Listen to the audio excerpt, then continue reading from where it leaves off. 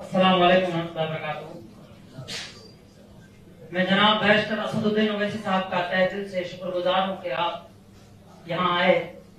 میں ایک ادنا سا طالب علم ہوں اور میرے لیے بہت ہی شرف کی بات ہے کہ میں یہاں پر اس مسجد میں کھڑا ہوں۔ آج جب ہم آپ کی ویڈیوز دیکھتے ہیں یا آپ کے جو بیانات ہیں وہ سنتے ہیں تو ایک جذبہ اور شوق پیدا ہوتا ہے، لیکن پھر کچھ لوگ ہیں جو ہمارے ذہنوں کو ایک کشمکش میں مبتلا کر دیتے ہیں، ہمارے ذہن کنفیوز ہو جاتے ہیں، اور آپ ہم سے زیادہ بہتر جانتے ہیں کہ کن خیالات کو ہمارے ذہنوں میں بٹھایا جاتا ہے۔ تو لوگ جو کہتے ہیں، میرے الفاظ تھوڑے سخت ہیں، معافی چاہوں گا، لوگ جو کہتے ہیں آپ کو دوسری پارٹیوں کا ایجنٹ بتایا جاتا ہے، یہاں پھر جو آپ نے یو پی کے اندر چناؤ لڑے تو ان کے اندر آپ کو ووٹ توڑنے والے بتایا گیا، تو آپ ان کو کیا جواب دینا چاہیں گے؟ السلام علیکم۔ وعلیکم السلام۔ تو یہ سوال ایسا ہے کہ جب تک اللہ میرے کو زندہ رکھیں گا اس کا جواب دیتے رہنا پڑے گا، مگر میں ایک بات بتانا چاہ رہا ہوں، جو لوگ مجھ پر الزام لگا رہے ان کو اللہ کے سامنے جواب دینا پڑے گا حشر کے میدان میں۔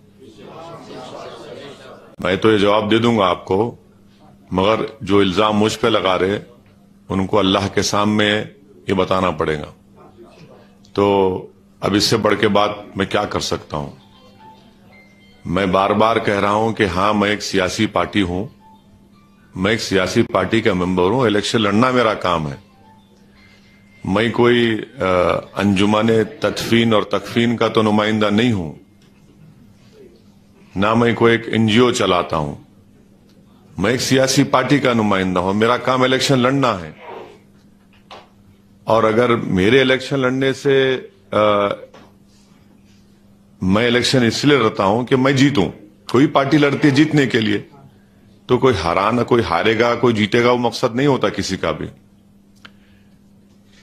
اب جو آپ کے دل میں کشمکش پیدا کرتے، آپ کو خیالات میں آپ کو آتا ہے کہ بھئی یہ صحیح ہے کہ آدمی ہے، تو میں آپ کو اتنا ہی کہہ سکتا ہوں کہ آپ اللہ سے دعا کریے کہ اگر اسد الدین اویسی صحیح ہے یا جماعت صحیح ہے تو ہم کو ساتھ دینے کی توفیق عطا فرمائے۔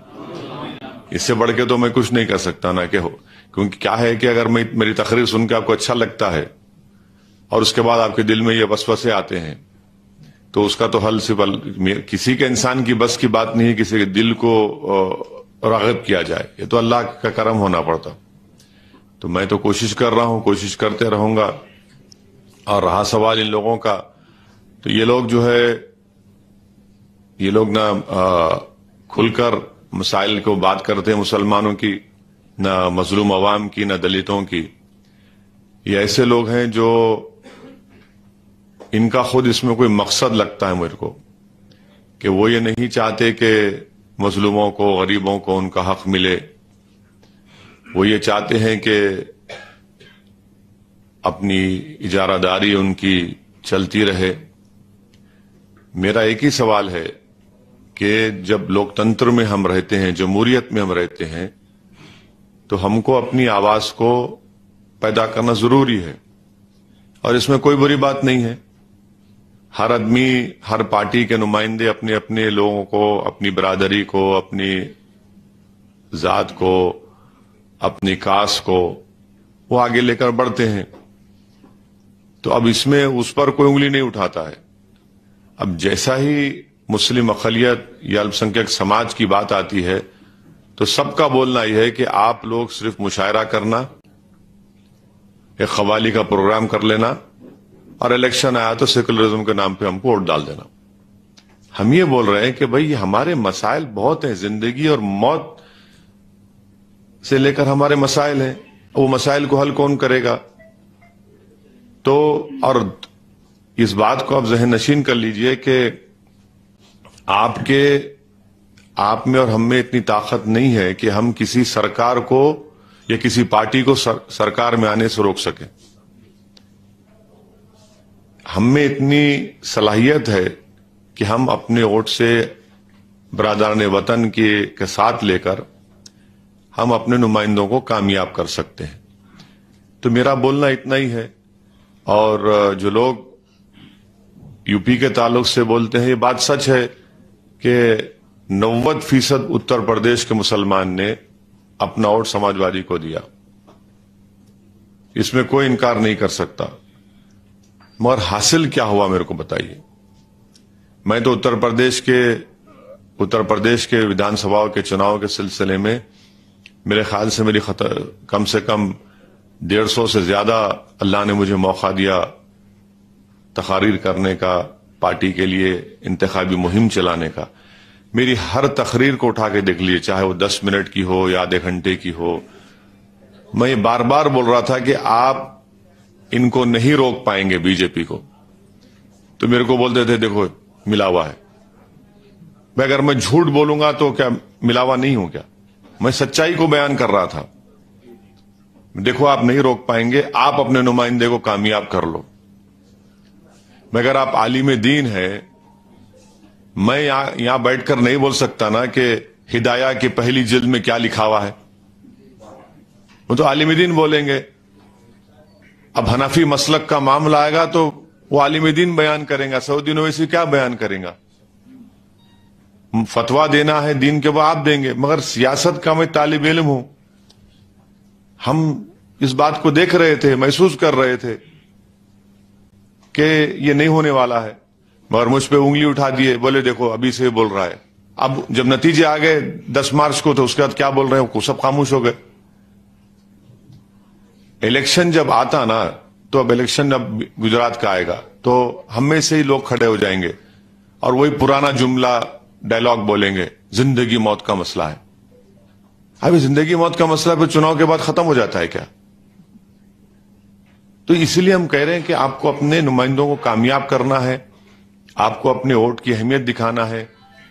اور آپ تعلیم کا مسئلہ بولے، روزگار کا مسئلہ ہے، صحت کا مسئلہ ہے، بزنس کا مسئلہ ہے، زندگی کے ہر شعبے جات کا ایک مسئلہ ہے. اور اس کا راز تعلق جمہوریت میں سیاسی آواز سے اور طاقت سے ہوتا ہے.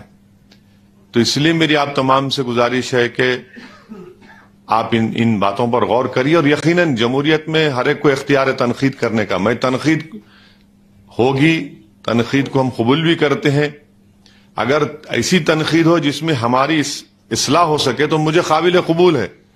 مگر تنقید کرنا اور صرف اس لیے تنقید کرنا کہ نہیں یہ سیاسی قوت نہیں بن جانا، اگر یہ سیاسی طاقت بنیں گے تو نقصان ہوگا. نقصان کہاں ہو رہا ہے؟ نقصان تو ہو ہی رہا ہے نا، نقصان تو ہو ہی رہا ہے. آپ فائدہ کہاں ہو رہا مجھے بتا دو. آپ فائدہ تو کہیں پر بھی نہیں ہو رہا ہے. اب پارلیمنٹ میں آپ بولتے ہم تقریر کرتے، بھائی کیوں میں ایک ہی کروں؟ سب کو کرنا چاہیے نا، سب کو کرنا چاہیے.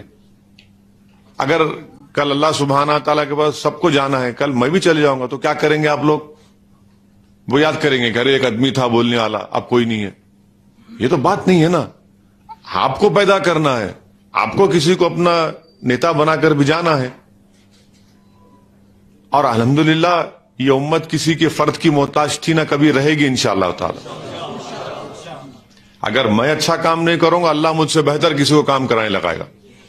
میرا ماننا ہے، میرا ایمان ہے. اللہ آج مجھے مقام دیا، موقع دیا، میں کام کر رہا ہوں، میں بول رہا ہوں جتنا مجھ سے ہو سکتا میں بولوں گا. کیونکہ کل مجھے جا کر جواب دینا ہے کہ تم کو دولت دی گئی، مقام دیا گیا، عزت دی گئی، تم کیا استعمال کیے. تو ٹھیک ہے، میں کوئی دعویٰ نہیں کر رہا ہوں کوئی میں بہت بڑا نیک آدمی ہوں. یقیناً اگر دنیا کا سب سے بڑا گناہ گار ہے تو سعودی اویسی ہے. مگر مجھے اس بات کی فکر ہے کہ مجھے یہاں نہیں پوچھے تو وہاں تو جواب بتانا پڑے گا نا. مال بتانا کیا، سب سامنے رہے گا. میری انگلیاں، میرا بال، میرا ناخن، میرے پیر سب جواب دے دیں گے. تو یہ آپ بھی سوچئے اور اس بات کو ہم کو لے کے آگے بڑھنا ہے. میں جانتا ہوں کہ یہ کام آسان نہیں ہے، بالکل آسان نہیں ہے. میں جو صابر بھائی کی قیادت میں جو کام ہو رہا آسان کام نہیں ہے، بہت مشکل کام ہے یہ. مگر ہم کو اللہ کی ذات پر پورا بھروسہ ہے، اعتماد ہے، ہم اس پر توکل کر رہے ہیں. اور جو سنت کا طریقہ ہے کہ مشورہ کرنا، مشاورت کرنا، اسی لیے آپ کو تکلیف دی گئی، احمد دی گئی. ہم بار بار آپ کو تکلیف دیں گے اس معاملے میں، آپ سے پوچھتے رہیں گے. آپ کی سرپرستی چاہیے، آپ کی رہبری چاہیے. اگر ہم غلطی کر رہے تو ہمارا ہاتھ پکڑ کے بولو کہ صابر اسد صاحب یہ صحیح کرو، یہ غلط ہو رہا ہے، میں اس کے لیے قبول کرنے تیار ہوں۔ اور دیکھیے، اگر آپ مسجد میں اگر نماز ہو رہی ہے جماعت کی تو میں دیوار کے پاس کھڑے کہ نہیں پکار سکتا نا، امام صاحب آپ بھول گئے، آپ سورہ غلط پڑھے، میرے کو میں جماعت پر ہوں گا تو بولوں گا نا سبحان اللہ سبحان اللہ، تو امام صاحب کو خیال ہے ارے بھائی یہ غلط ہوا ہے، دیوار کے پاس بڑھ کھڑے رہ کے تو نہیں بول سکتا نا میں، تو جماعت میں جب رہوں گا تو تبھی تو صحیح ہوگا نا معاملہ۔